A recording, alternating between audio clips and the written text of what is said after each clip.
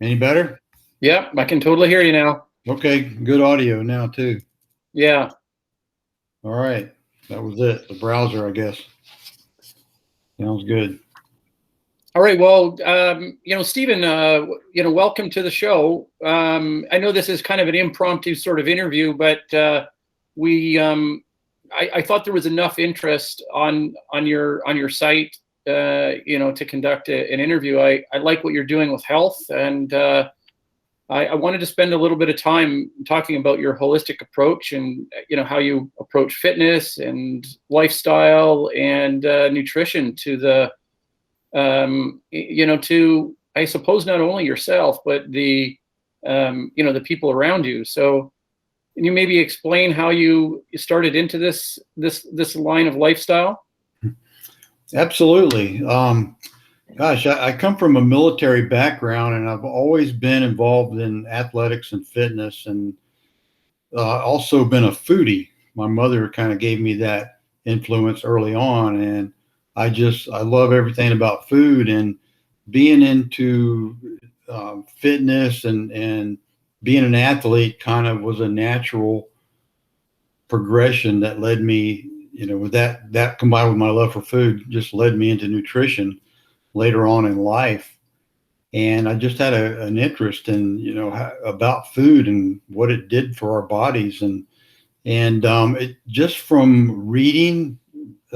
Mainly, one of the first books that I read on nutrition was a Weston Price book called Nutrition and Physical Degeneration, and it's basically, in a nutshell, a dentist that traveled around the globe in the 1920s and figured out that people that had dental problems had also had bad nutritional tendencies, and they were all Western influences. And that just kind of piqued my interest even more. And it was just a rabbit hole that I've never come out of, and I'm still in there digging around and looking for ways to improve human nutrition, not only for myself but my clients as well.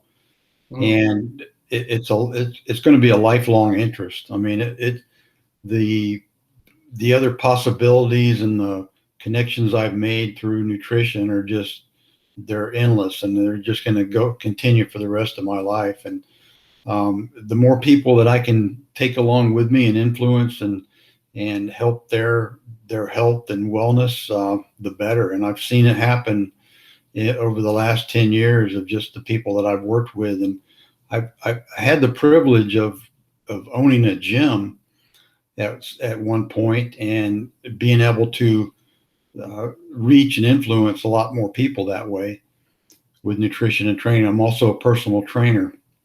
These days, I mostly write and consult on nutrition, and I learn something every day I learn from every single person that I talk to, and it's also led me now into becoming a beekeeper, and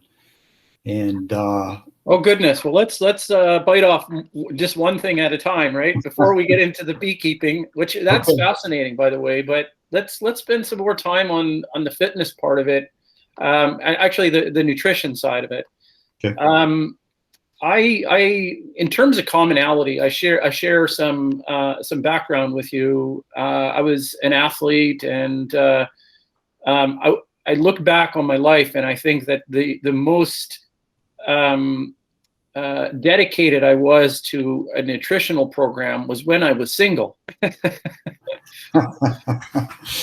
Oh yeah. And it was always a challenge when you either met somebody or had to accommodate more people in a household, to get them on a regime that was, more compatible with an ideal, nutritional menu. So, what can you say about that? Do you see the same thing with other, clients and friends and family? Absolutely. In fact, I have two young children, 10 and 12, and they are the toughest customers of anybody. And I have a lot of tough customers, adults as well, but the kids are the toughest ones to influence. And it's a constant battle. I'm learning as I go. and it's a struggle. But we do the best we can. And the good news about that is the kids, the younger people have, at the cellular level, they have they're not as easily damaged as adults are. In fact, the older we get, the more susceptible we are to bad eating practices. So, we all got away with it when we were younger, and they can still get away with it. But hopefully, they'll remember when they get older, like stuff that Dad said. And I have an 18-year-old nephew right now who I'm able to have some good influences on, and he's pretty adventurous in the food department. So that's been good. Right. So are you doing a strength regime program with him and with clients as well? Is that typically? Yes. I'm a big proponent of strength training and good protein intake.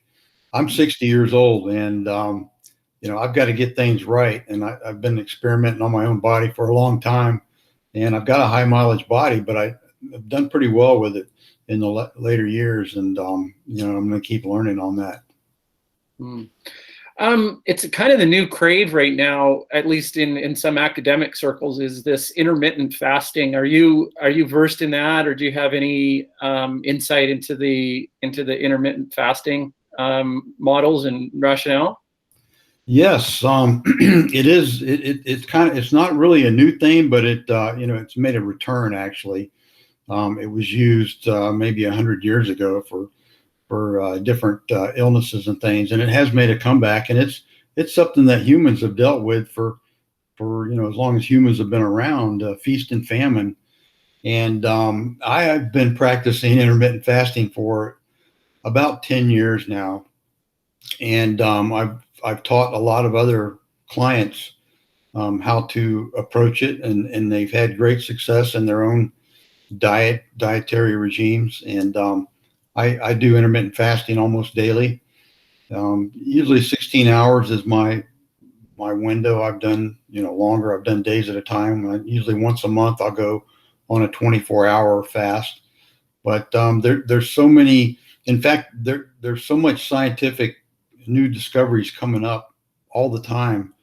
The last 5 years, it's just been amazing what they've found out about things like autophagy. I don't know if you've heard of that term, but it's self-destruction. Like when we're fasting, we're consuming the dead cells in our body and using those up, and it just creates more wellness. It just creates a lot of good things in the body from abstaining from food and not putting pressure on the digestive system constantly, like really the American way is to eat all the time every 2 hours. That's just a myth, really, that I found out.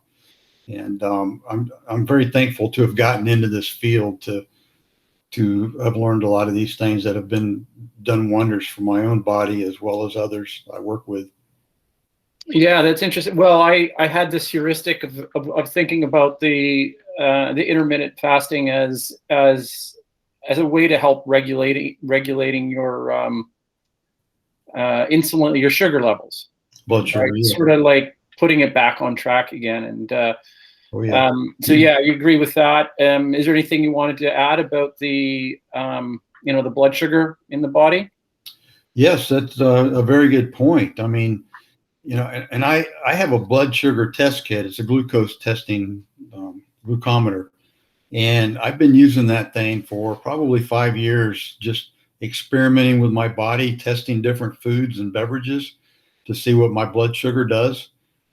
So it's my own experiment that I run. And, fasting, it's so good for you. I mean, I can fast for 24 hours and my blood sugar will be stable. And, the science is there as far as what happens. The liver can create enough glucose to sustain itself, and we can, you've probably heard of ketosis, and that's something we can work off of too.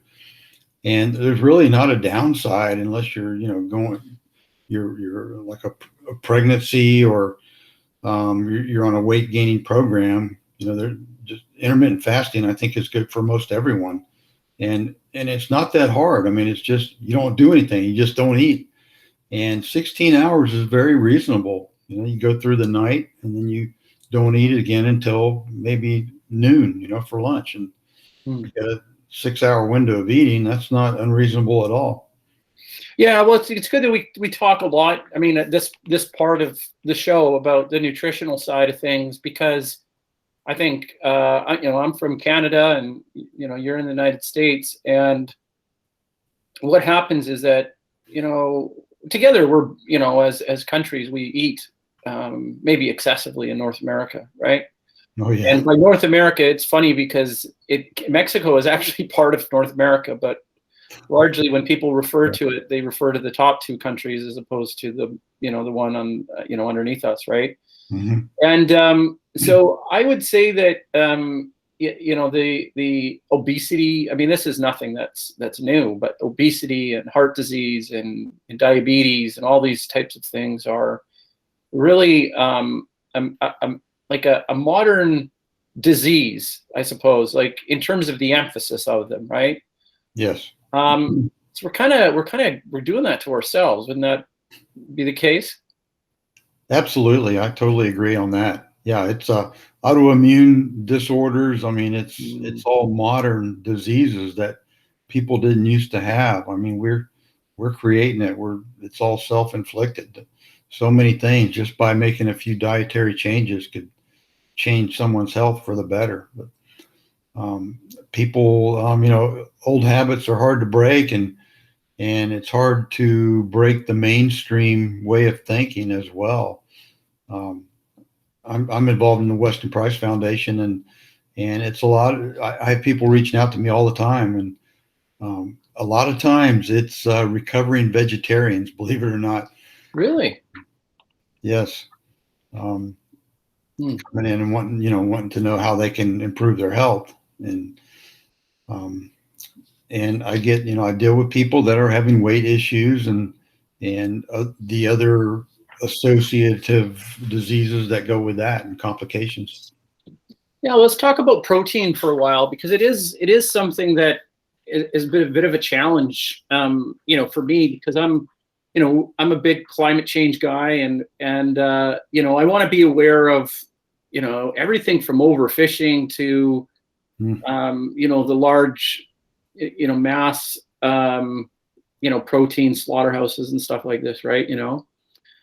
And yet there's part of me that just does not see a way to effectively feed almost 500 million people. You say 400 and some in the U.S. and then 40 million in Canada, right? Mm-hmm. It's about a 10. It's about a 10. 1/10. Our population's about 1/10 of America, right? So, okay. It's just how do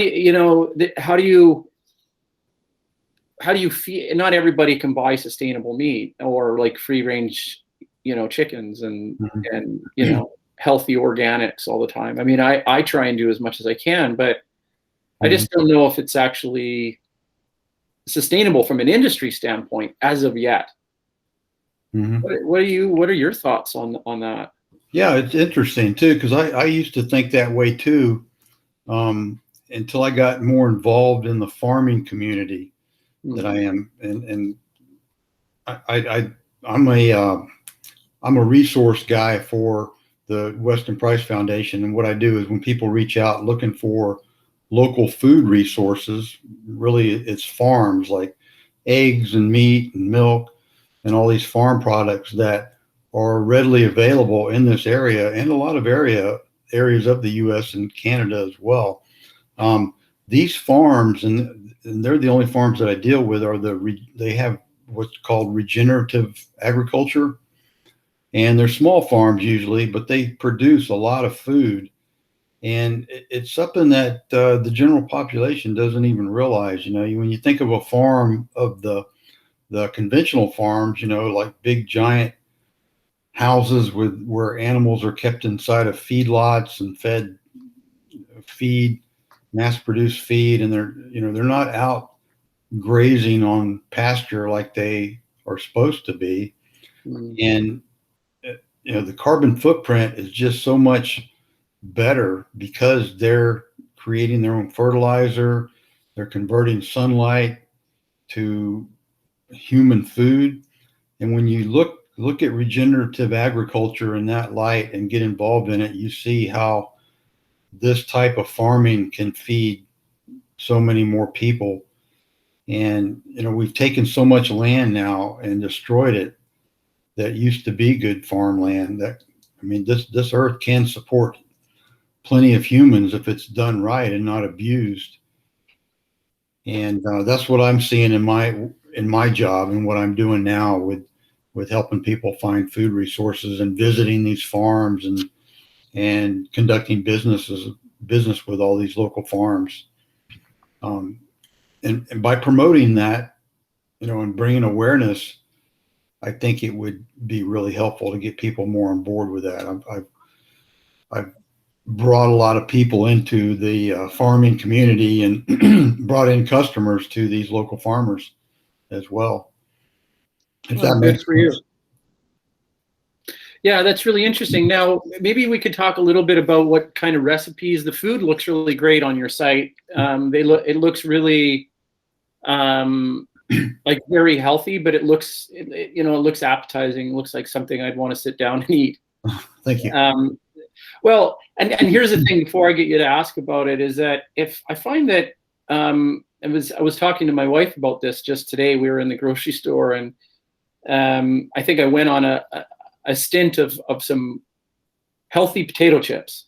Okay, I won't name the brand, but they were in some grocery stores. They show up in the health food section, right?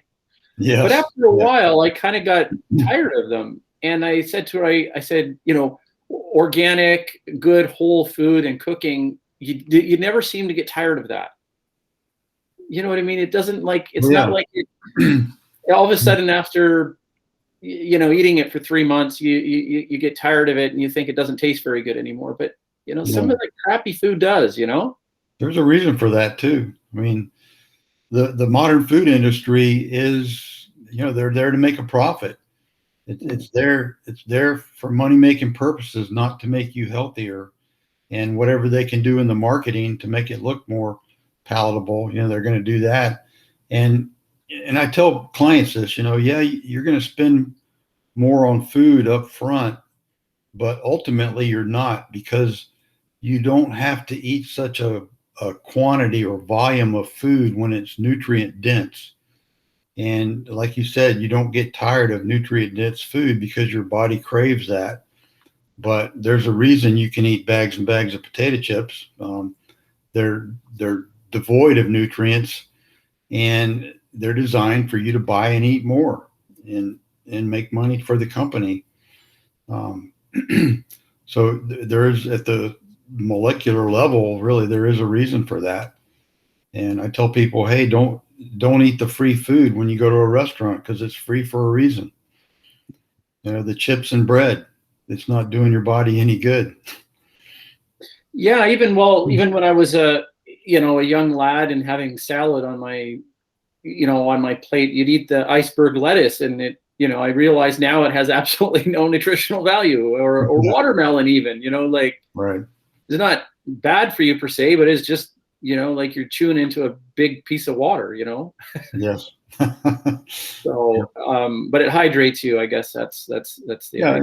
It's a treat. It's not a treat. Yeah. But it's a good kind of treat, though. I mean, it's not.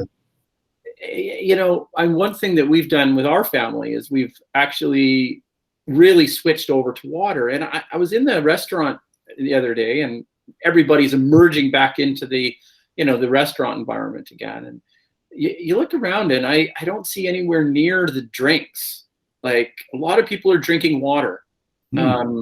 Water's on the table, and it's exploding in terms of a category in the grocery stores, and it's it's good, I suppose. I mean, that's a good thing.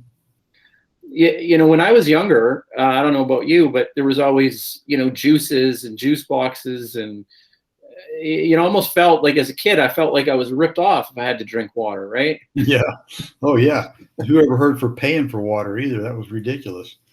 Yeah, exactly. Yeah. And then, on the side note, we have, cleaner water in our toilets that we flush that most, people in the world actually have to drink. And that's That's true. That's kind of sad, actually. It is sad. It is sad. All humans should be entitled to fresh drinking water. Yeah. As a bare minimum. Yeah. Okay, so let's maybe let's talk a little bit more about your site and some of the recipes. I'd like you to make everybody's mouth water a little bit. Okay. Well, I like natural things. I like really homemade. I like to do things homemade, like potato chips, for instance. I haven't made them, but if I was going to have a potato chip, I would attempt to make that myself. I think doing that at home is just a good way to get the kids involved, and what you're getting, because you don't always know where your food origins are, and it's tough. Like for the honey business, I'm involved in the honey business now, and it is one of the most corrupt businesses there is. I never knew, until I got involved in it. But yeah, I think, ancestral cooking, it's something that people did together as a family in past generations. And I'm trying to promote that and bring that back to where people, instead of viewing food as just something for energy or something you have to do, it should be a ritual for bonding and human interaction. And I mean, that's where great conversations happen at the dinner table. And I'm just trying to bring it back the old style of dinner together, family dinners and things. There's just so much good in that, both physically and emotionally. So I enjoy cooking. I enjoy hunting and preparing food, and hunting and gathering, and eating as well. But I would rather starve than to eat some junk food. That's just something that I've evolved into. And intermittent fasting, like if I'm in a position where I can't get food, I'll just wait it out. Interesting. Yeah, where maybe I don't have that sort of discipline. I can get really frustrated and and sacrifice a drive-through or something just because I need something to eat. Oh, yeah. Yeah, well, that's kind of how we're conditioned, and I was like that way too. My first day of intermittent fasting, I remember well, and I didn't think I'd be able to make it to noon. And now it's kind of a joke to me, but that's just the way we are conditioned to eat every couple of hours. Interesting. Okay. Yeah. Well, let's talk about your beekeeping. That's interesting how you kind of sidelined into that. How did that come about? Well, it's funny. So honey is it's actually a very healthy food. And I'd listened to a podcast from the Weston Price Foundation, because I'm so involved with them, about fermented honey. And I don't know if you know what fermented honey is, but it's actually called mead. And it's an ancient alcoholic beverages that the Vikings are famous for brewing centuries ago. And it kind of just became forgotten and fell out of favor until fairly recently. There's these meaderies popping up all over the country, probably in Canada as well. But fermented honey it's a fermented beverage, and it has so many great health qualities. It's just a health drink. It's natural. And, I started digging into that a little bit and ended up meeting a guy here locally that's a beekeeper, and he invited me to come out to his farm and help him with the beekeeping operation. And I got interested in it. And coincidentally, about that same time, the University of Michigan came up with this Heroes to Hive program, and it's a program for veterans to become beekeepers, and it doesn't cost a thing to the veteran. And they just threw that out there, and I jumped on it and said, "Oh yeah, I'll learn about beekeeping." And it's become one of the most fascinating things I've ever gotten into. And it's kind of a side now to my nutrition. Now I can recommend apiaries and resources for honey. And I have some property, and I'm starting an apiary, which is a beekeeping operation. And we'll probably long-term move into some mead making, into like a meadery eventually.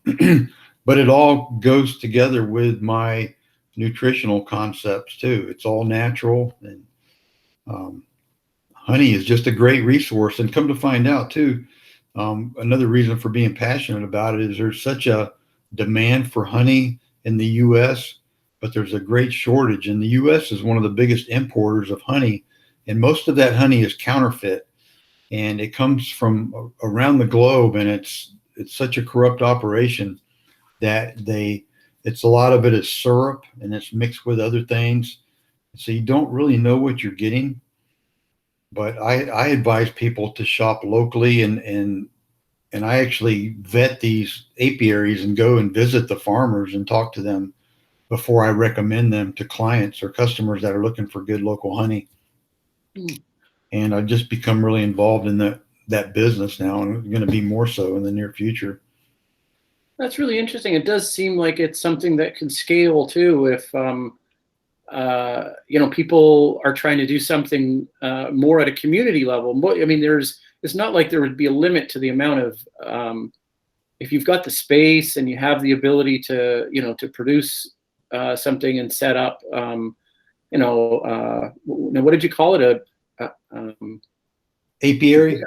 Apiary. Okay. Yeah. So bee business. The bee business. Yes. Sure. Yeah. You should franchise it and call it Plan B or something like that. Well, the name of my LLC is Be Strong Apiary. Oh, I see. Nice. Nice. Be Strong. Yep. Yeah. So yes, I mean, there's some good things you can do with that, but it's very interesting. And I've written an article on how I got into bees and honey too, that I've got up there somewhere. Yeah. So there's some articles and some recipes. I also stumbled across the CBD that you have on there. Oh, and, okay. Yeah. So, so tell me about that, about the health benefits of is it like an oil or a rub, or what's the... God, well, hemp has been used for so many years, and then it became illegal. But yes, there's so many products that are produced from hemp and cannabis, and there's so many different variants of it too. It's not just a narcotic. It does so many good things that we're just now discovering. And now that it's become legalized in most places, there a lot more research is being conducted on hemp and cannabis. And I just got involved in it through my studies in nutrition and health and learning more about it. And I actually started taking it myself orally and topically when I had a degenerative hip. I had a hip replacement 2 years ago, and I was using CBD for part of my pain relief program, and both pre and post, and I just had really good results with that. Yeah, that really makes sense. It's like, if you were to compare like a pharmaceutical grade, I guess a pain relief program versus, something natural out of a CBD product, it just right out of the gate, it seems like it would have a better health benefit, being how natural it is, right? Yes. And learning about why the CBD and cannabidiol and all these cannabis derivatives were outlawed and illegal for so long, digging into that, and come to find out there's actually so many good health benefits that have been covered up and suppressed for so long, that it's really nice and refreshing to see things like this coming out and becoming known to people that can really benefit from it. Yeah, absolutely. Absolutely. Okay. Well, we're kind of getting near the end of the interview, and I definitely don't mind if we, pick up another interview at some point in the future. But Steven, you've been absolutely wonderful to talk to. And, for anybody that wants to actually check out the site, I do recommend that you go to thestrong.life. It's not a .com. It's It's literally thestrong.life. Easy one to remember, thestrong.life. And thank you, Steven, for joining us. I really appreciate your time. Stay with me here for a minute after we sign off. And again, thank you. And to anybody listening, check out a site. It looks pretty cool.